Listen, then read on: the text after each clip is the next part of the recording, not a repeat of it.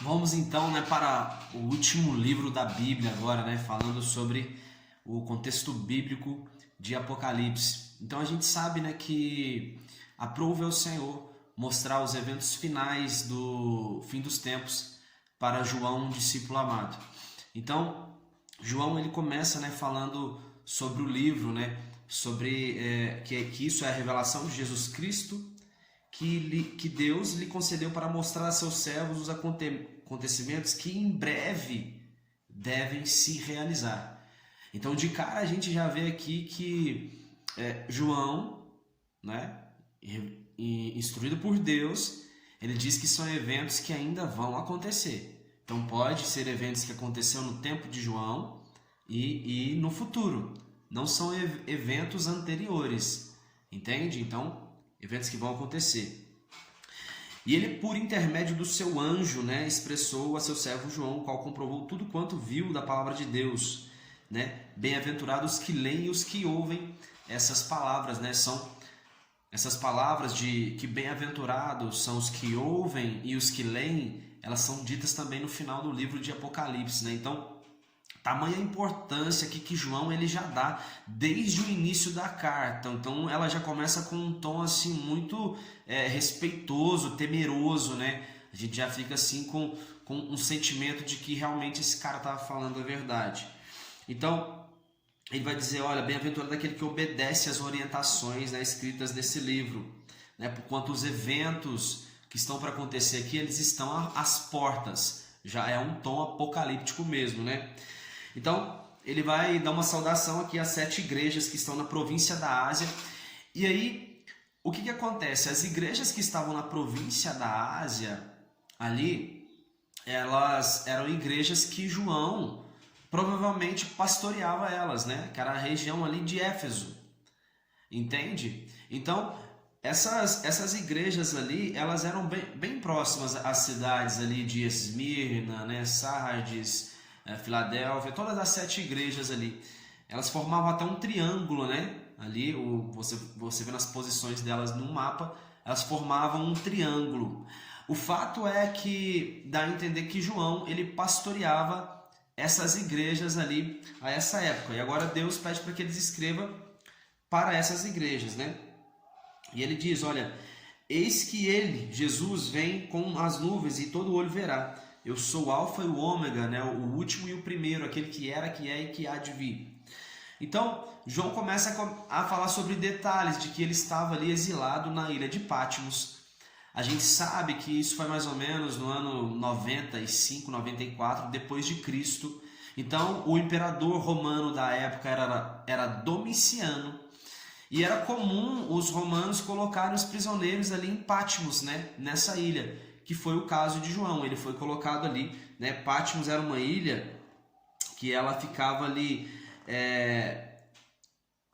ficava no mar Egeu, uns 96 quilômetros a sudoeste de Éfeso e uns 240 quilômetros a leste de Atenas, certo? Então era uma ilha vulcânica ali que era comum dos prisioneiros ficarem ali. Então nesse momento agora João ele vai começar, ele vai dizer que veio um anjo. Olha, eu estava lá na ilha de Patmos, por causa da palavra do Senhor. Aí eu ouvi atrás de mim uma forte voz, como uma voz de trombeta, que dizia, escreve um livro, o que vês, e envia às 7 igrejas. Aí ele fala 7 igrejas, Éfeso, Esmina, Pérgamo, Tiatira, Sardes, Filadélfia e Laodiceia. E aí ele vai olhar para trás e ver quem é que estava falando com ele. E agora que é interessante, porque Deus ele vai se revelar por completo ali para João. Ele vai dizer, olha, olhei para ver quem falava comigo e vi 7 candelabros de ouro, alguém que era semelhante a um ser humano, vestindo uma longa túnica. Ele era uma túnica semelhante aos dos sacerdotes do Velho Testamento. Sua cabeça e cabelos eram brancos e seus olhos como chama de fogo. Seus pés reluziam como metal e sua voz era como de muitas águas. Tinha na sua mão direita 7 estrelas e de sua boca saía uma espada. Seu rosto era como o próprio sol e ele colocou sua mão direita em mim e disse, não tenhas medo, eu sou o primeiro e o último. Eu possuo as chaves da morte e do inferno.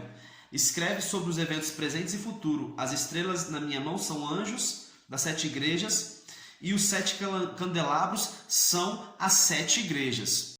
Então agora o livro vem nos mostrar que o apóstolo João, né, inspirado por Deus, ele vai escrever agora cartas direcionadas às igrejas. Então, João, né, era aquele apóstolo que ele estava, né, habitando ali em Éfeso, né, que ficava ali na região da Ásia Menor. Então, na região ali da Ásia Menor, tinha a igreja de Éfeso, tinha a igreja, né, de Tiatira, Pérgamo, Sardes, Esmirna, né? Elas eram as cidades próximas, ficavam na região da Ásia. E provavelmente João, ele era pastor dessas igrejas. Ele ficava em Éfeso, mas provavelmente o que o manual de Halley vai dizer João, ele pastoreava todas essas igrejas. Então agora ele tem mensagens para ela. E a carta, né, agora primeira aqui é endereçada à igreja de Éfeso, né, que era a cidade aqui onde João estava. E é importante falar sobre essa cidade de Éfeso, porque Éfeso, né, era uma cidade ali do Império Romano e ela havia mais ou menos 250 mil habitantes, né, uma cidade muito populosa. E era uma verdadeira metrópole, né? E ali que ficava o templo de Artemis, né? Você lembra ali Artemis ou Diana, né? Dos Efésios, eram deusas ali, né? Que estavam na cidade de Éfeso. Paulo, né? Esteve ali e pregou naquela cidade, causou um rebuliço ali, né? Quase mataram Paulo. Mas o fato é que da noite para o dia, essa cidade que tinha 250 mil habitantes, uma grande quantidade de pessoas se tornaram cristãs praticamente da noite para o dia, né, quando Paulo esteve ali. Então ela se tornou uma igreja muito influente, né? Depois disso, depois da passagem ali de Paulo é morto ali na perseguição ali do imperador Domiciano, né? Então o que acontece? Depois disso vem Timóteo, o seu discípulo também, e ele continua essa pregação ali, né, em Éfeso. E Éfeso era muito importante, né? Essa cidade ficava mais ou menos ali entre a cidade de Jerusalém e a cidade de Roma. Então ela era muito importante. Então a igreja ela realmente experimentou ali um grande acréscimo de pessoas.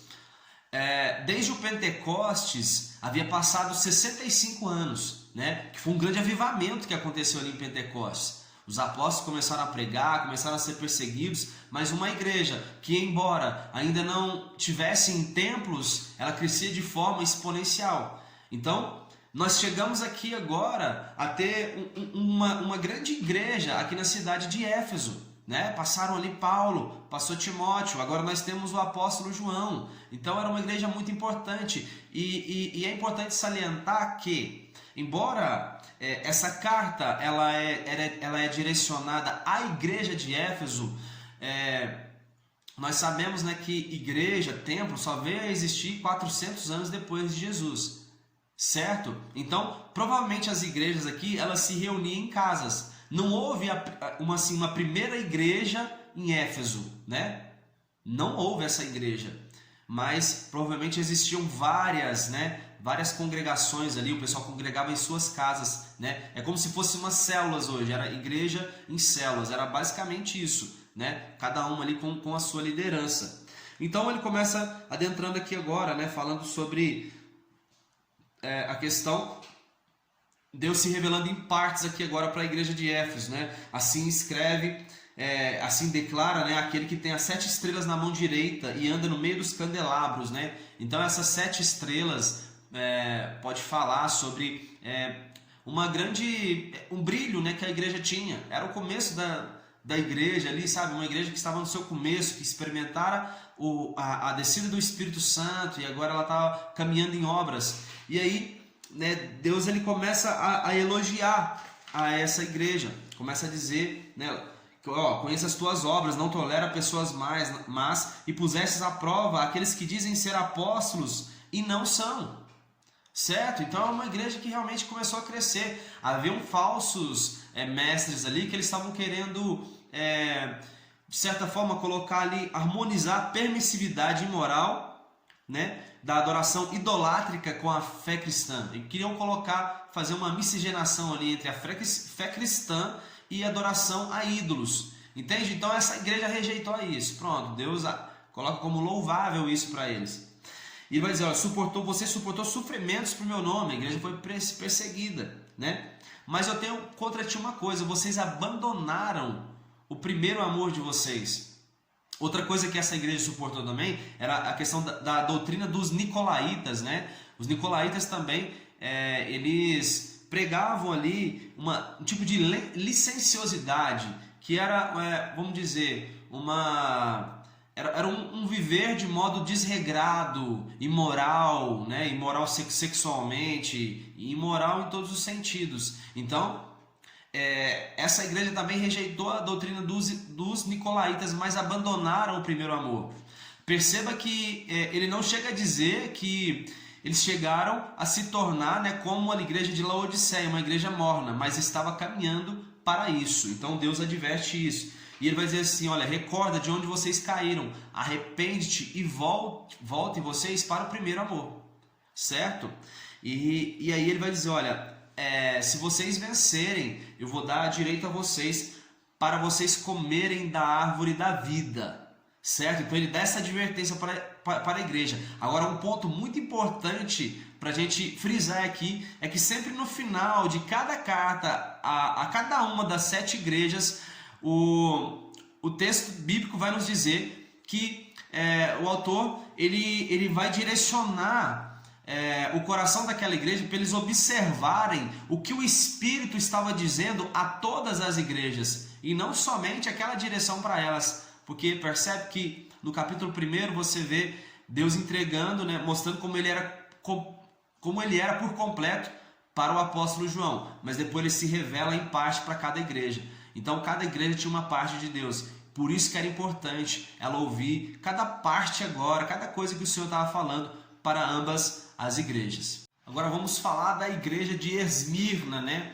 Essa igreja de Esmirna, né, que também era uma cidade ali que tinha um porto e ela concorria também ali, né, com a cidade de Éfeso, né? Éfeso era uma cidade muito grande, né, em número de cristãos, nem se comparava, mas eles também tinham um porto que concorria ali com a cidade de Éfeso.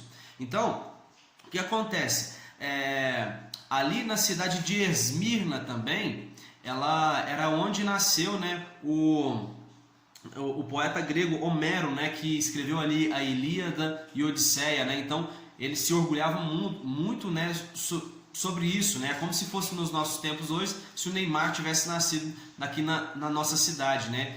A cidade seria reconhecida por isso. Então a cidade era reconhecida ali, né, por ter Homero, né, nascido ali em Esmirna.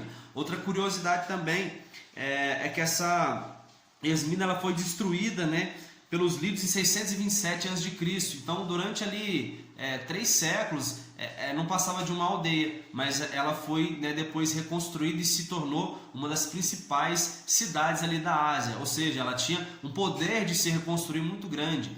Mas um outro ponto também que essa cidade tinha era que no governo ali de Antíoco Magno da Síria, né, ele perseguiu ali a Esmirna, fazendo com que a cidade de Esmirna recorresse, né, recorresse a Roma, né, isso ali mais ou menos em 26 a.C. Então Esmirna apela a Tibério, né, pede ali a ajuda a Tibério. Tibério concede a ajuda ali para Esmirna, só que em troca disso, Esmirna eles edificam uma estátua, né?